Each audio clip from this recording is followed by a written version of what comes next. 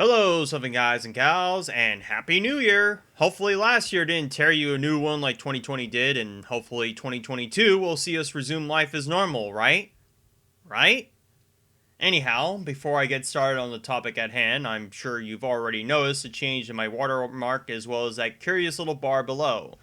Seeing as the traction on this channel is starting to climb up and my enthusiasm to make videos is greater than once in a blue moon, I figure listening to some constructive criticism in regards to my past videos would help keep these people watching. This is also something to do with making my own Patreon, but I'll leave that detail towards the end. Now on to the meat and potatoes. So slurs, jargon, and pejoratives have always changed meaning over time, as they would when in use by a broader public, especially so in the internet, that its increasing oversaturation comes with it the unfortunate result of its original meaning being lost to time. And no greater word has circulated the internet politics sphere to such a degree than the word woke, and thusly been made meaningless as a result of its usage. Plenty of the political dichotomy between left and right have these particular kinds of buzzwords that they use to describe, or in most cases, insult the other side. The left had their incels, their chuds, their alt-right, used so flagrantly that to hear them sounds like a grunt to signal boost to their team rather than any affirmation of the term. For example, incel used to describe literal, involuntary celibates who describe themselves by that term, to which quickly devolved to any one man who currently isn't having sex, all the way down to any man that the person in question was using the buzzword simply didn't like. It's this perpetual game of insult telephone that makes what would be a powerful word become so anemic in its utterance, and the person using it is either projecting their own shortcomings or demonstrating their own ignorance of the origin of said meaning. And don't worry, people towards the right also have this same problem.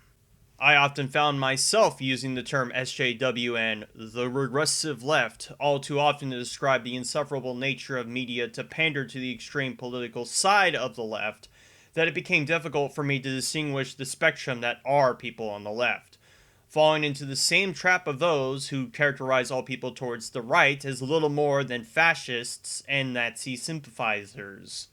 While there are certainly people you can find in online species who demonstrate some of the characteristics of your stereotypical SJW, if you're looking for trouble, you'll often find it. So goes the saying, it's easy to solve every problem with a hammer if the world looks like a nail. If you're not interested in delineating the difference between something that is characteristically regressive in nature and something you only deem it to be, you are no better than them when they do the same to you.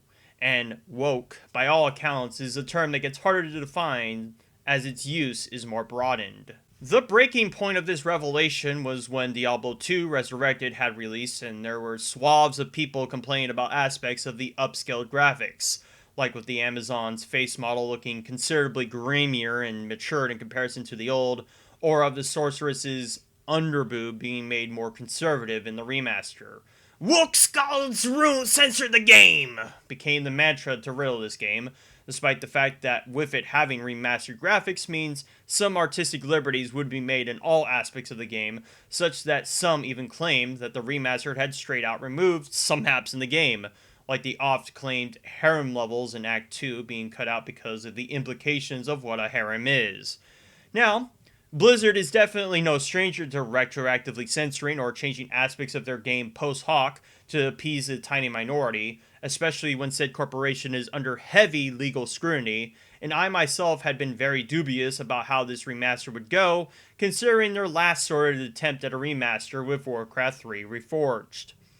While the game itself was being developed by Vicarious Visions, who did a good job of also remastering the Crash Bandicoot trilogy and racing game, my concerns were still present as I had sworn off from buying any Blizzard games after their non-apology during the Blitzchung debacle in mid to late 2019.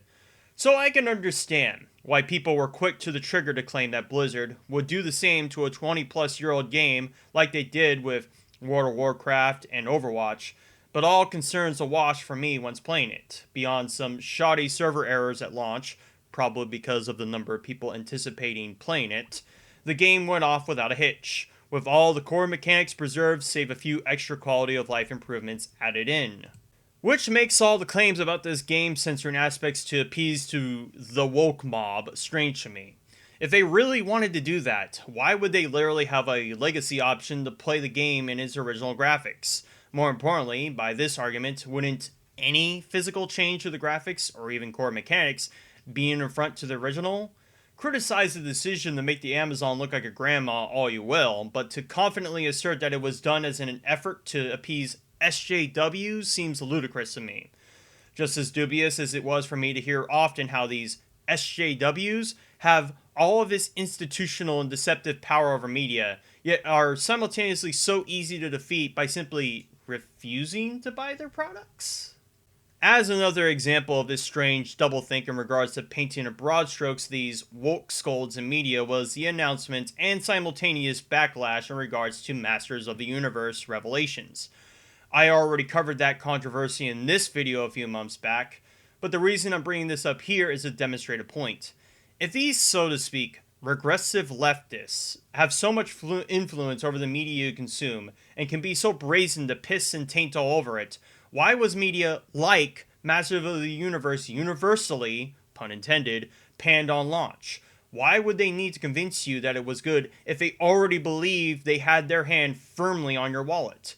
Could it be that the people who make trike like that are simply capitulating to a already established audience and simply didn't read the room on what they wanted from a reboot of an antiquated 80s cartoon? Or is it simply that it was incompetence that heralded its doom rather than malevolence? That's the problem with treating every piece of media that you don't personally like as though it was a political affront to preserve their narrative. You can yell fire in a crowded room once and get the whole crowd panicked, but yell it 1,000 times and no one will listen. The more you scream woke without any evidence to prove it, the more easily it can be dismissed without evidence the same. It is very much like the parable of the boy who cried wolf. You call attention to a problem that isn't there, and is often a problem that isn't circumstantial to your enjoyment of the media to the point no one will listen when there's a legitimate problem at stake. Disregarding the principle of being against censorship wholesale for this moment, was not seeing a bit of underboob of the sorceress really, truly going to ruin the experience of playing the game for you? Not straight out cutting assets to sell at a markup later, the return of auction woes the likes of Diablo 3, or just simply breaking game mechanics that were fine in the original? Even if this aspect was preserved, you literally wouldn't see it again the moment you put on a single piece of armor. I personally didn't even know there was underboob until someone even pointed it out, given that Diablo 2 wasn't working on the best of pixel resolutions at the time. If you bring meaningless problems like that in a discussion about Blizzard's work ethic as of late, we'll get more people siding with Blizzard in spite of everything going against it.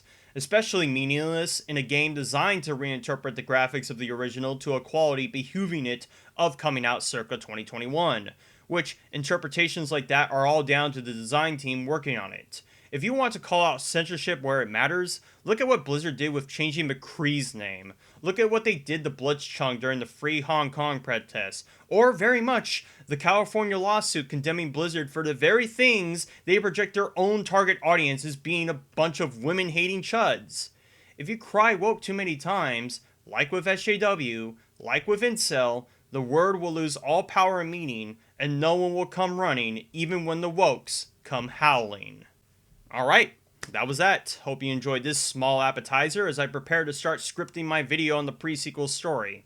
As it seems, I'll be tackling one major Borderlands title per year. And if you do want to support me while I'm doing just that, I now officially have a Patreon account, which I'll be trying to be more active on setting up announcements of future photo runs, new poems, and the like through here. As I stated near the end of my Borderlands 2 vid, absolutely none of the money that you give me is meant to incentivize extra content or locked content behind a paywall. This is only if you already like what I've done, am currently doing, and what I will do in future, and want to show your appreciation that way. Minimum and maximum donations are $5, and I don't plan on changing that, as asking for any more would be greedy, given that you don't get anything else out of it. Link will be down in the description of the video. And with that, I bid you adieu.